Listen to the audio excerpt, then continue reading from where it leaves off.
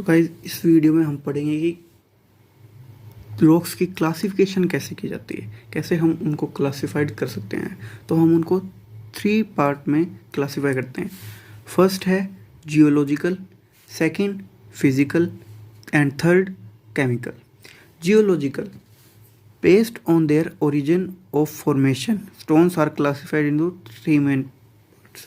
जैसे कि वो इसमें बताया गया कि जैसे वो बने होते हैं, उनकी फॉर्मेशन होती है, उनके हिसाब से उन्हें 3 मेन पार्ट में डिवाइड किया गया है जियोलॉजिकल में। तो सबसे पहला है igneous rocks, second sedimentary rocks, third metamorphic rocks. तो इग्नियस रॉक्स क्या है उसके बारे में पढ़ते हैं अभी।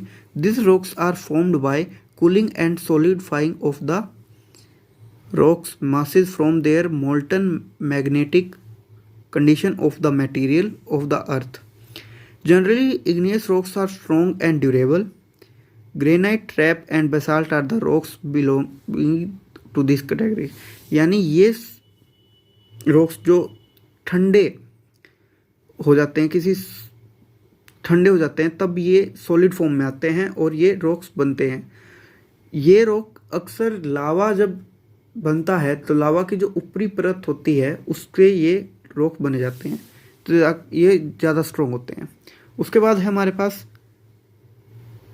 सेडिमेंट्री रॉक्स, और इग्नियस रॉक्स के एग्जांपल है granite, trap and basalt.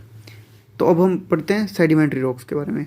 Due to weathering action of water, wind and frost, existing rocks disintegrates material is carried by the wind and water flowing.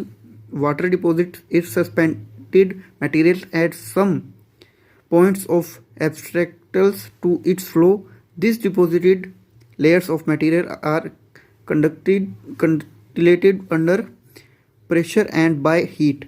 Chemical agents also contribute to the cementing of the deposits. ये rock जब बनता है तब पानी, जो बहता हुआ पानी होता है, वो अपने साथ छोटे छोटे पार्टिकल्स ले जाता है।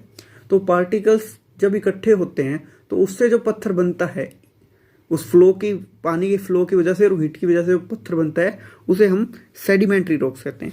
सेडिमेंट्री रॉक्स के एग्जांपल है लाइमस्टोन। तो सेडिमेंट्री रॉक्स के एग्जांपल है सैंडस्टोन्स, लाइमस्टोन्स, मडस्टोन्स और एक्सेट्रा। उसके बाद है हमारे पास मेटामॉर्फिक रॉक्स।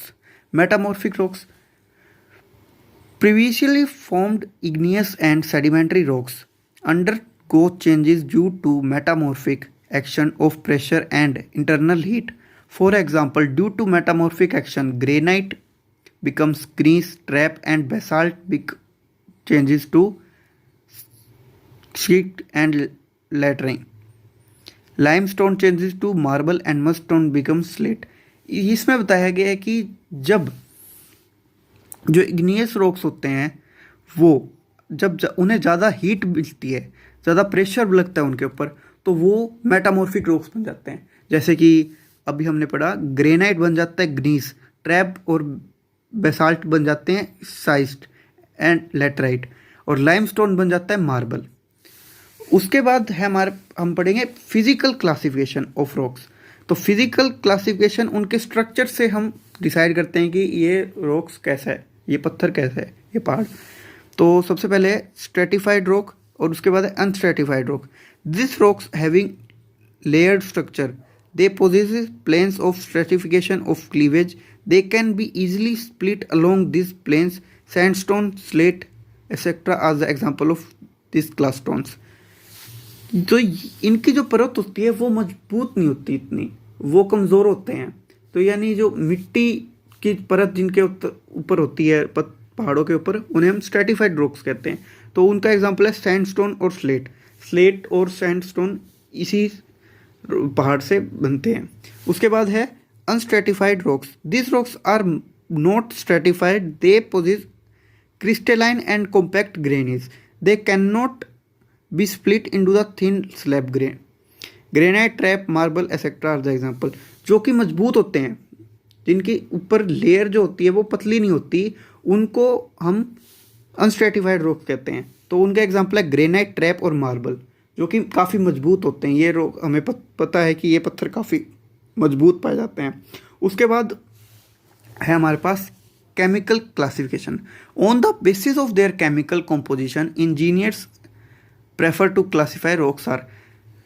जो उनके केमिकल रिएक्शन होते हैं उनके बेसिस पे हम केमिकल क्लासिफिकेशन करते हैं। तो सबसे पहले हमारे siliceous rocks, argillaceous rocks and calcareous rocks. Siliceous rocks, the main content of this rocks is silica. They are hard and durable. Example of such rocks are granite, traps etcetera. तो वो जिस rock के अंदर silica मौजूद होती है उसे हम सिलिशियस रॉक्स बोलते हैं। और इसका एग्जांपल है ग्रेनाइट, ट्रैप्स एंड क्वार्टिन्स, जो कि काफ़ी मजबूत होते हैं और ड्यूरेबल होते हैं। उसके बाद हमारे पास argillaceous rocks. The main consistent of this rocks is clay. This stones are hard and durable but they are brittle. Slates are and laterites are example of this types of rocks. जो कि जिन rock के अंदर जो main component होता है वो अगर clay हो तो उन्हें हम आर्गिलियस रॉक्स कहते हैं। ये हार्ड होते हैं और ये ड्यूरेबल भी होते हैं, लेकिन ये कहीं ना कहीं मतलब इनके अंदर इतनी ताकत नहीं होती कि ये भारी चीज़ को रोक सके। ब्रिटल, थोड़े कमज़ोर होते हैं। तो इनके अंदर जो रॉक आते हैं वो है स्लेट।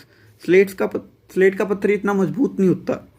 उसके बाद है हमारे पास calcareous rocks. The main constituent of this rocks is calcium carbonate. इसके अंदर मेन कंपोनेंट कैल्शियम कार्बोनेट होता है। Limestone is the calcareous rocks of sedimentary origin. Limestone होता है जो इसका एग्जाम्पल है।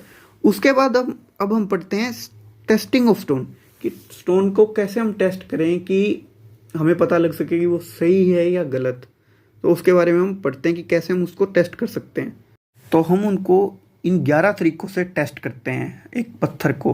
तो सबसे पहला है हार्डनेस टेस्ट, उसके बाद है क्रशिंग टेस्ट, फिर impact test, fire resistant test, attrition test, acid test, water absorption test, Smith's test, crystallisation test, microscopic test, freezing and throwing test. तो आज की वीडियो में बस इतना ही। नेक्स्ट वीडियो में हम इन टेस्ट के बारे में पढ़ेंगे और आगे कैसे इन रॉक्स को लगाया जाता है, कैसे इनको साइज दिया जाता है, उसके बारे में पढ़ेंगे। Thank you for watching this video and subscribe my channel.